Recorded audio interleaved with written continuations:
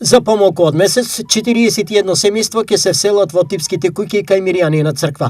Во тек се финалните активности, пошто тие ќе бидат во употребна функција. Како што напоменавте и вие, во финална фаза е поставувањето на типските објекти кои што треба да вдомат десетина семејстви од ромска етничка заедница, кои што беа сместени кај некогашното нервно оделение, но и други кои што се без свој собствен дом.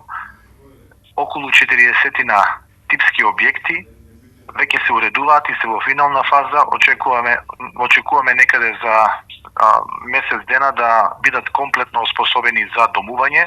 Ова практично значи и продолжување на градежните работи на булеварот Партизанска во Штип. Па да, како што знаете, една од пречките за да се продолжи со изградбата на булеварот Партизанска е тоа што булеварот поминува на веќе постоечки објекти на стамбен простор, во кои што објекти се сместени десетина семејства од ромска популација и истите тие семејства треба да бидат дислоцирани од трасата на булеварот за да можат градежните активности да продолжат и практично да имаме спој со булеварот кај населбата 8 ноември.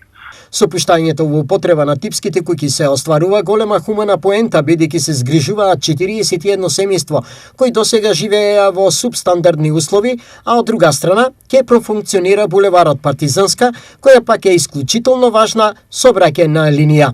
Целта на реализација на овие два проекта е урбанизирање и модернизирање на нашиот град, но во исто време и овозможување покрив на глава на десетина семејства од ромска заедница кои што беа сместени во времени објекти во субстандардни услови.